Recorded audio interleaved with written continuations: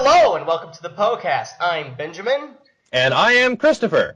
And today we're going to be talking about something we really should have talked about a little while ago, considering how big of fans we are of this subject. Yes, we're going to have a couple of different topics. Well, a couple, yeah. But the main thing we're going to talk about is Star Wars. Star Wars, yes. Mm-hmm. Da da da da da da da. Dun dun dun. We actually really consider ourselves hardcore Star Wars fans, but we have never really stopped and talked about it on the Poe-Cast until now. Well, granted, this is like episode 3. Okay. And I just feel like we First should talk thing to about do. it within the first 5 episodes. Gangster Jar Jar. Oh, the gangster Jar Jar man, yeah. What was the first line in this series? This was a longer time ago, yeah. Where is it? Get out of the way! Oh no! Oh no! Oh no! Oh no! Here. You almost got us killed, you brainless. I speak. The ability to speak does not make you intelligent. Now get out of No, here. Misa, stay. Misa called Jar Jar Binks. Misa, your humble servant. No. What's the word I'm looking for? Offense? No offense meant by this at all. This was just a joke we were doing on the phone, and we thought you guys would enjoy it. Okay, see, I think I have found the voice of what Gangster Jar Jar should The be. voice of Gangster Jar Jar. Tell me the voice. Of Gangster Jar Jar. Tell me the voice of Gangster Jar Jar. You've seen The Incredibles. Oh no! I speak! Frozone, man! Frozone man! Okay, now I've got to ask you, that's Sam Jackson, isn't That it? is Sam Jackson. That's Sam Jackson! Honey, where's my super suit? Where is my super suit? I love that line so much. I put it away. Where? You come down. I can't. The city's being destroyed, woman. My evening is being destroyed! But he was. Now the Gangster Jar Jar. Isn't this so perfect? Wouldn't this make Jar Jar like 100 billion times This would better? actually, if Jar Jar. Forgive my French, ladies and gentlemen. If Jar Jar was a gangster badass like Samuel L. Jackson, yes. He could even be a bumbling gangster. If he was a bumbling gangster, it'd be even funnier because he's like, I'm cool. Tumbles down the stairs. I totally meant to do that. I'm under control. I tell you, one of these days, we are actually going to do this. We are going to sit down. We can do a voice dub of one of the scenes. I'll do my best Frozone. No, we're going to... Okay, we are going to do a voice dub of all 6 movies. Oh my gosh. And now, here's what I am planning on doing. We're not going to redo the voices that are in English. But we are going... I've already talked to you about this. You've talked to me about this. I'm just We're going to be doing Gangsta Jar Jar and all of the characters who don't speak in English, such as R2-D2 and Chewbacca. We're going to give you and Jabba the Hutt and Jabba the Greedo. Yeah. We're going to be giving you a dub of the film where everybody's dialogue is in English. Uh-huh. And since just there's no imagine. actual dialogue for Chewbacca and R2-D2, we can say whatever the flip we want. I just have to tell you, this will be an explicit version of the podcast because R2, if you know the guy, he has a very, very dirty mouth. He is a sailor. He is a sailor. He has the mouth of a sailor. Yeah. We are warning you now. And if anyone ever saw the comedy duo of Bud Abbott and Lou Costello, fun fact, have you seen any of his stuff? Oh, yeah. Lou Costello had the mouth of a sailor. There was actually... You told me this story. There was actually one recorded incident where they were doing their famous Who's on First routine, and at the end of the routine, he's like, who's on first? What's on second? I don't know who's on third, and I don't give a darn. They were performing in front of a bunch of soldiers, and he slipped and said the other word on that night. Led to it was the most hysterical thing that everyone laughed at. I think there's a YouTube clip out there somewhere. You've seen it, so you've I know heard I it. haven't seen it, actually. I saw a meme a few days ago, and it was perfect. It said, You may be BA, but you will never be so BA that you'll have your own theme song that plays every time you enter the screen. And it showed a picture of Darth Vader stepping onto the Tantive 4 with all the stormtroopers. And I was like, yes. Though actually, he didn't get the Imperial March until Empire Strikes Back. Yeah, but still, you know. I mean, that's his big entrance. That's his big entrance, but yeah. All right. My roommate, I don't think I've told you this. He got an internship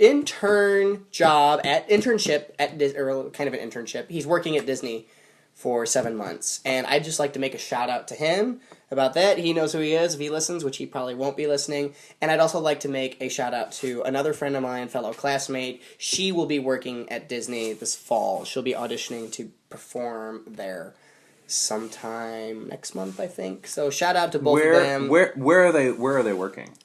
I think it's Disneyland in Florida. Okay, so yeah. Shout out to both of them. Congrats, guys. So that's in Orlando. So that'll be where the Star Wars weekends happen. Yes. Yeah, he needs to get me in there.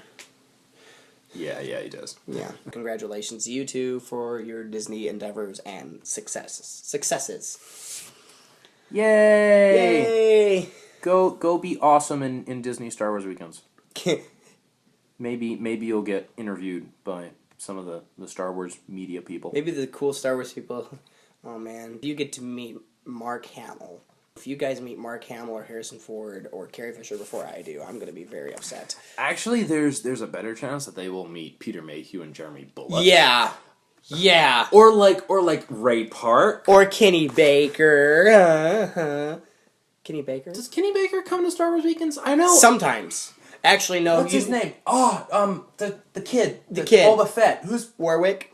No, not Warwick Davis. That's Warwick Wicket. Davis. Warwick Davis. But he makes a lot more He appearances. makes a lot of appearances. Warwick Davis is an awesome person. What's the kid? The Boba Fett. Young Boba Fett in episode 2. I don't remember his name.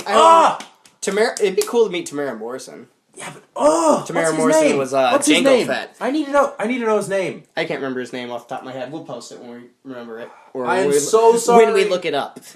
I'm so sorry because you're one of the coolest guys ever, and I've completely blanked on your name. I feel like the most terrible person. This is going to be like now. a 45 minutes episode, but that's okay. I don't care. So, Mandalorians. I think I'll talk about Mandalorians. I'll talk about my favorite race in Star Wars. So if we ever talk about Star Wars instead of Orc time, it'll be Mandalorian time. No ridiculous song. It'll just be What's the round Vodeon? We can play Vodeon. There we go. But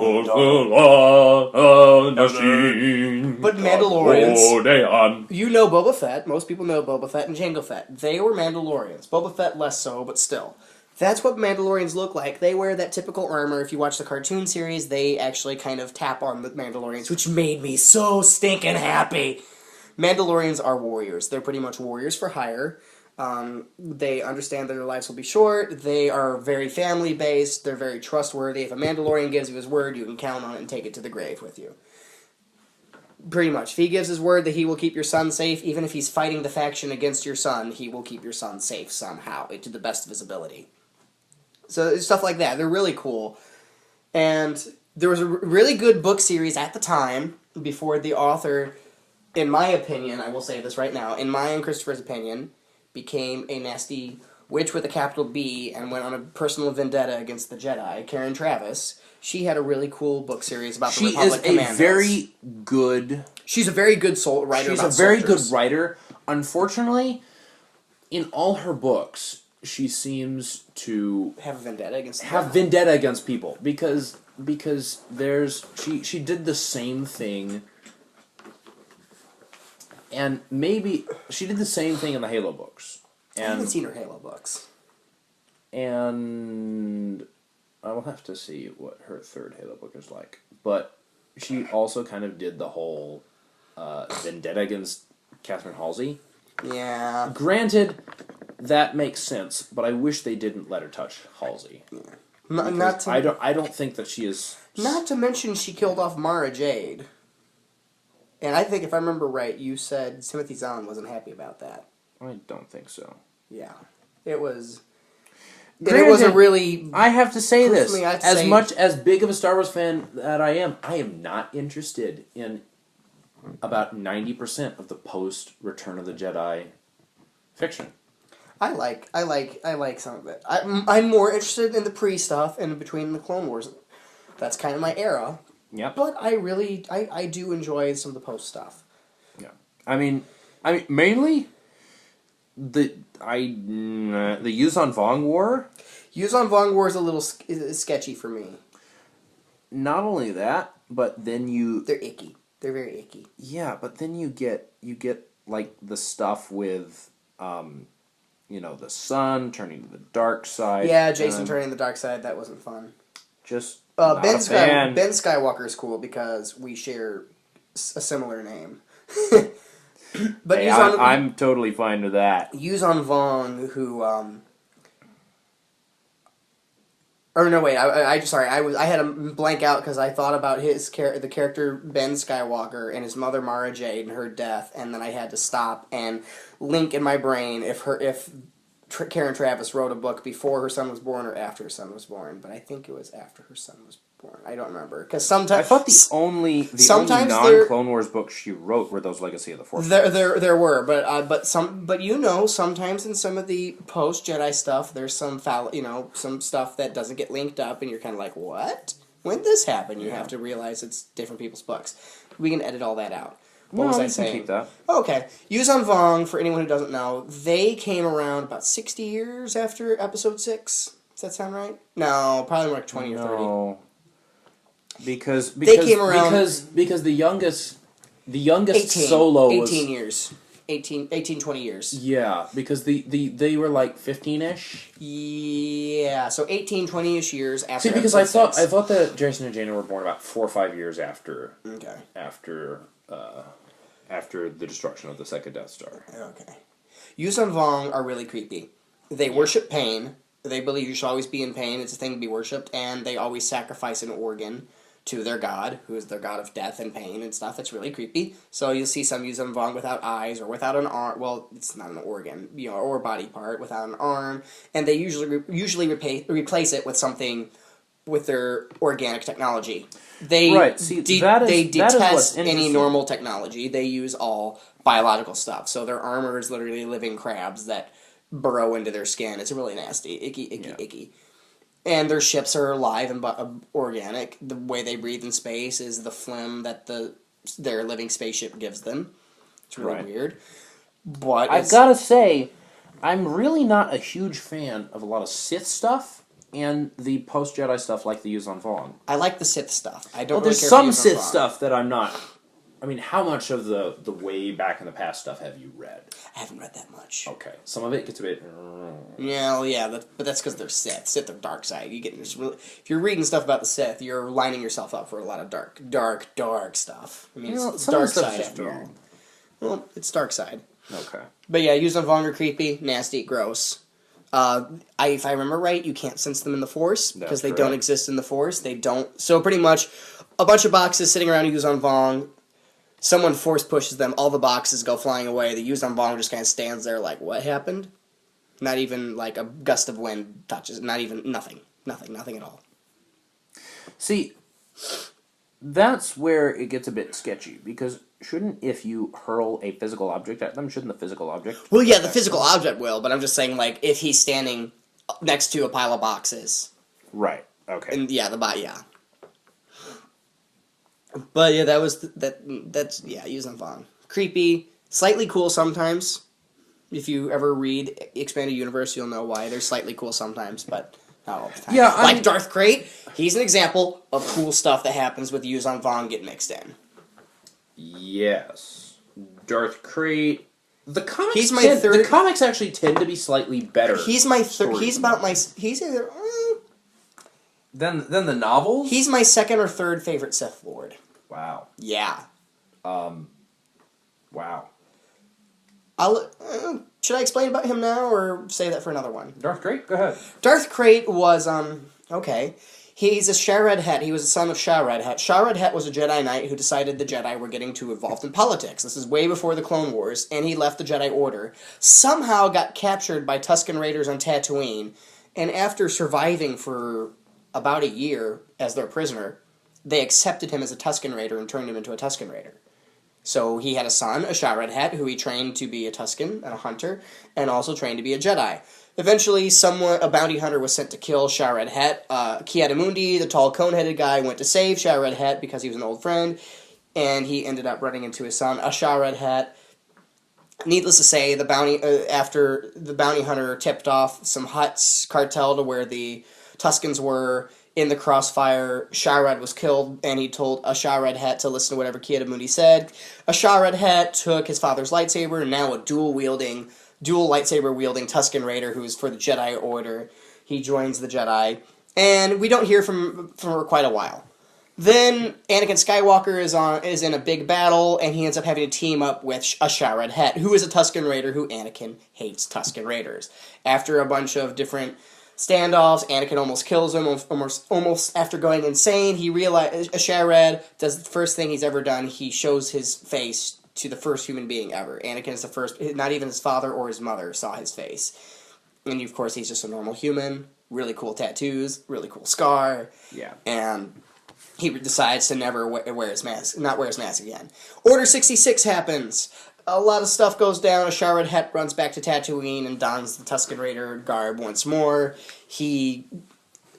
Long story short, he tries to attack the Lars homestead to kill Anakin Skywalker. Obi-Wan does a standoff, challenges him to a duel. He loses his arm, and because he loses his arm, it's the greatest dishonor ever to any Tusken Raider, so all the Tuskens walk off and leave him. He had an entire army, they ditch him. A Shah Red Hat turns to bounty hunting to survive, gets a cool cybernetic replacement. He ends up hunting this guy in the Sith world Korriban. He gets stuck in a tomb, comes out. It's about 50 years later, 20 or 30 years later. He gets captured by Yuuzhan Vong. They torture him. They rip off his arm. They give him a bio-arm, and they rip out his eye, etc. He ends up escaping again. He gets put into stasis for almost hundreds and hundreds of years. Well, eventually becoming Darth. About 100 to 200. 100 years. 100 to 200 years. And I think it's 140. Due to different Yuuzhan Vong experiments, he has coral growth coming out of him, which he uses the Force to form it into armor. He makes his new lightsabers form with that coral stuff. He gets a new cybernetic eye. To replace the eye that Yuuzhan Vong ripped out, he gets a new cybernetic arm. And actually, no, he keeps the arm, doesn't he? He does keep the arm. Keeps the arm. And eventually, he becomes known as Darth Krayt, which in Tatooine lore, Krayt dragons are native to Tatooine, so that's kind of some cool history that's linked together. And his whole stories in the comics and books are really cool. Yeah. If you get the chance to read Legacy, is it the Legacy? Star Wars Legacy. Star Wars Legacy, following the adventures of Cade Skywalker. Read that. Cade Skywalker is your classic anti-hero. He is. He's the Jedi who does not want to be a Jedi. Yeah. Which is really cool. He's literally a smuggler. Skywalker. Yeah. Yeah. There is a follow-up to Star Wars Legacy, which I think follows a Solo. Yes, there is. I almost bought that comic before I left. Unfortunately, I am like a year or two behind on my comics reading. It's terrible. You want to know why I almost bought that? Her Wookiee, I'll call him Wookiee Companion. Her Wookiee Companion is a Mon Calamari. Yeah. Okay, her companion is a Mon Calamari. Yes. That's cool. Mon Calamari. It's a trap! Admiral Akbar. I used to play as a Mon Calamari in Star Wars Galaxies.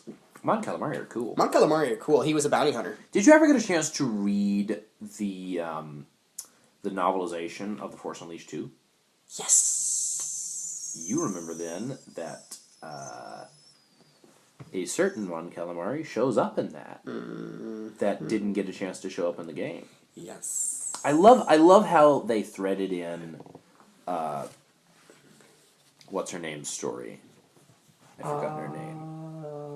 Oh gosh, Juno Eclipse? Juno Eclipse, yes. Yes. Juno's story. Yep. Also, our favorite, the main character, Starkiller, and one of our favorite actors, Sam Witwer. Shout out to Sam Witwer!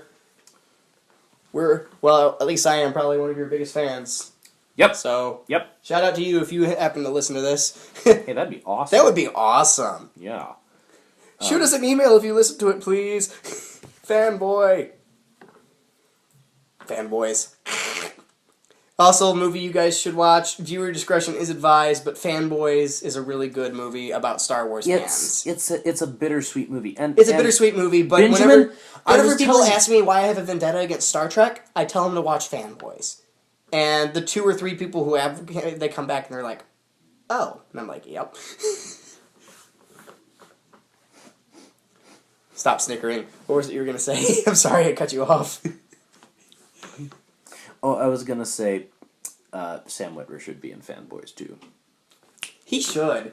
Anyway, Fanboys is a really bittersweet film because it follows basically, it's a bunch of Star Wars They're 4 fans. best friends. They're 4 best friends. Only one of them grew up. One of them grew up, but he grew up. He lost that childhood He lost wonder. the child, yeah. And the 4 of them, what the grown-up one realizes is that his best friend... And this is just before episode 1 is about to come out. So the story is based, yeah. It's like 1998.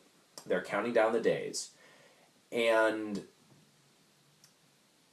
the grown-up one finds out that his best friend has cancer, is going to die. Before the movie comes out. Even though that's not important of the story, but he just realizes his friend's going to die. Yeah. What they decide to do is basically road trip and break into Skywalker Ranch. Get the cut of the film and watch it. And yeah, I'm going to spoil it. But what happens? He dies. Is the guy who has cancer.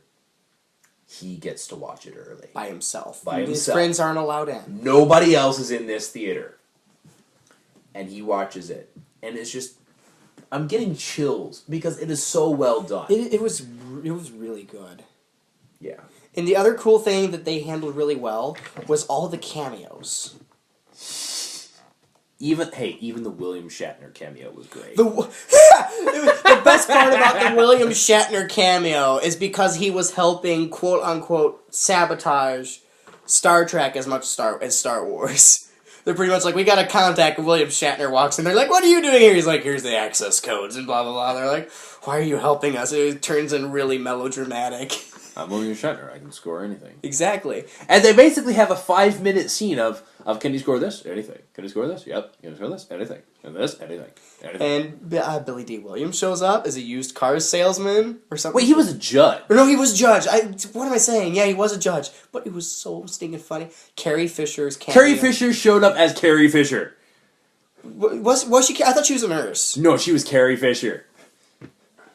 No, that was actually... I believe that she was actually playing herself. I thought because they... I thought she was a nurse. I love you. I know. And then he kissed her and is like, oh my gosh. Yeah. So, yeah, there is some kind of crude humor in the movie. But there is some crude humor. Really... It's actually a really good movie. For the ending. For all of it. I'm sorry. All of it. Well, that ending is... Well, great. The guy with all the Star Wars tattoos, that scene's a little... but yeah, that's another story. That's the viewer disclaimer part. Disclaimer. Well, no, the real The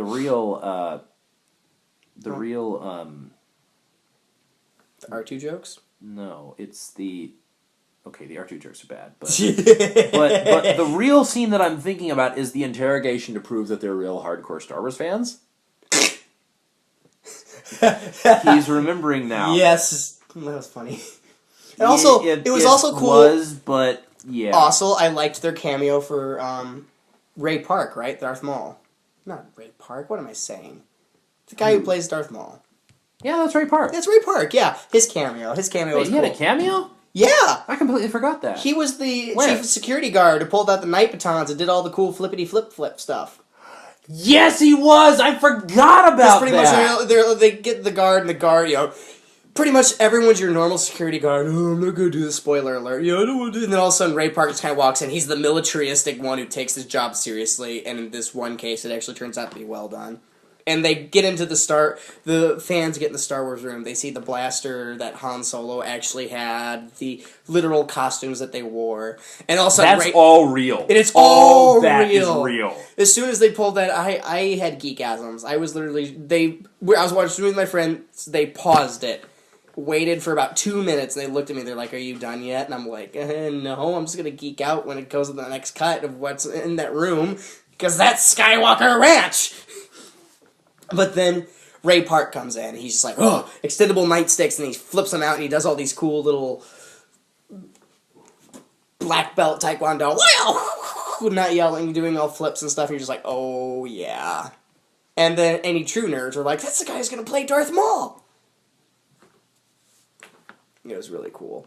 Well, did play Darth Maul. Well, did play. Because that came out before episode 1, didn't it? Fanboys? Yeah. No. Fanboys was made A couple years after. same year that the Clone Wars movie started. Oh, okay. So very, very same year. So that's what 2002. 5 years ago. Yeah. Yes. 2007, 2008. 2007, 2008. Whatever. Because Time is not relevant to me anymore. 1999 was when Episode 1 came out. 2002 was 2. Episode 2, which was the first movie I saw in theaters and the first Star Wars movie I saw in theaters. I still hold Empire Strikes Back as my first movie I saw in theaters. Do you actually have memories of it? Yes. The AT-AT Walkers. Okay, fine. I'm sorry. That is a pretty memorable picture right there. 3 walkers just going...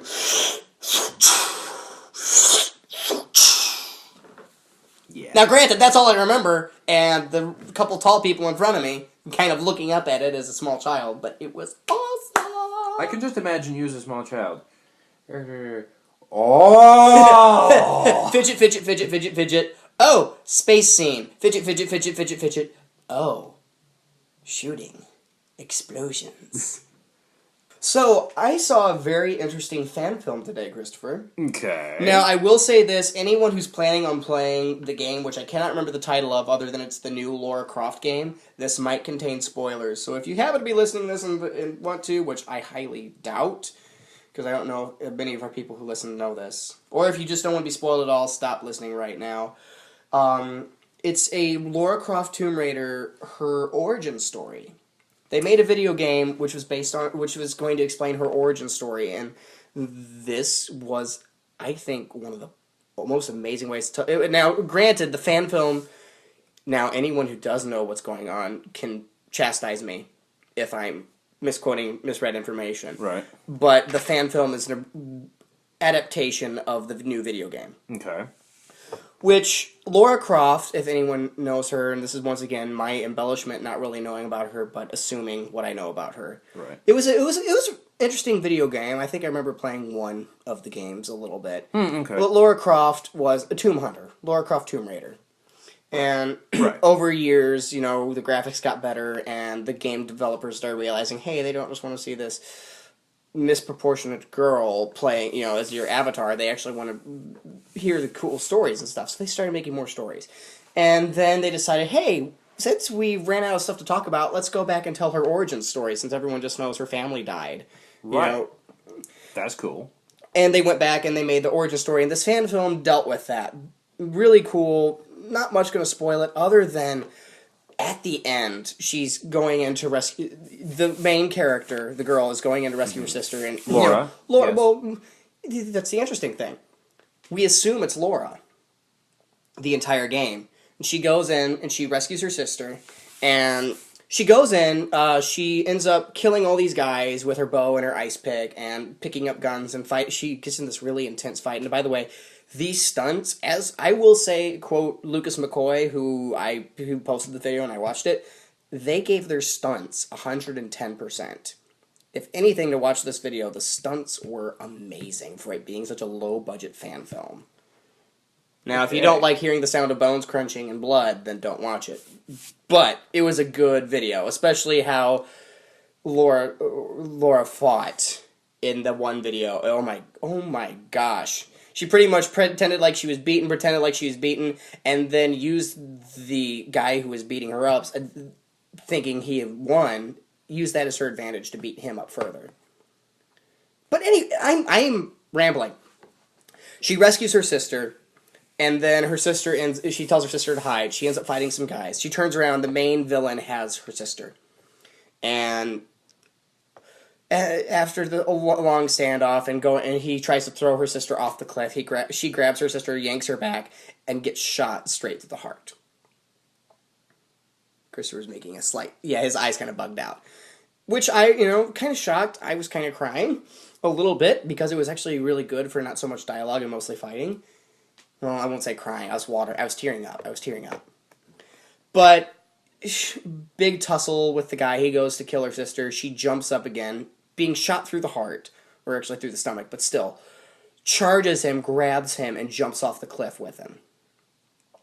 Which the sister runs bawling and looks over the side, and there's her sister's broken body and the villain's broken body down there. And I'm sitting here thinking, this is the prequel. What's with them killing off Laura? And made the call. Okay, she's not going to be that hurt. They're just going to drag her back and blah blah, because it was just a gut shot after all. And the helicopter lands. This helicopter gets flagged down by her sister, and her sister's out there waving it down. The helicopter lands. The guy walks up and he's like, "Oh, are you alone?" She goes, "Yes." At which point I'm like, "What? How could you make a fan film and kill off the main character in the prequel? That just doesn't work." And he's like, "Well, what's your name?" And the little girl's like, Laura Croft. And it was the most... in my mind, the most beautiful way to tell a story by origin, which you stop and think about it. Also in the video game, they never mentioned the main character's first name. The only thing that happened was her old mentor looked at her and he goes, "You're a Croft, you'll always pull through." Of course she looked like Laura Croft. She was her older stinking sister. And the entire game, you just assume you're Laura Croft. When she dies, everyone's like, "Me, what the heck is just going on? This is not how a prequel is." Oh. But still, amazing way to tell a story, in my opinion. Oh, yes. That is the first thing that's caught me off guard in a while. And I consider myself pretty good at calling movies. Well, I think that is everything for this episode. Yeah, so, anyways, we don't just do podcasts. Well, we do podcasts. But anyways, check out our Facebook page. Give us a like at Facebook, the Poe-Cast with a hyphen between Poe and Cast. Or email us, or follow us on Twitter. Yeah. What's our email again, just in case they don't know? I have no idea. Where's our email? It's thepocast2119@gmail.com. And we're also doing some spin-off episodes, as some people have probably seen. I'm doing video segments, which is called Boots Corner, and Christopher will probably be starting some of his own soon. And then, yes, of course, hopefully, there will be our collaborative efforts. So keep an eye out for those. So give us a like and subscribe. Yeah, subscribe on YouTube to get every new episode. Yeah. Anyways, I'm Benjamin. And I'm Christopher. And this is the Poe-Cast. Good night.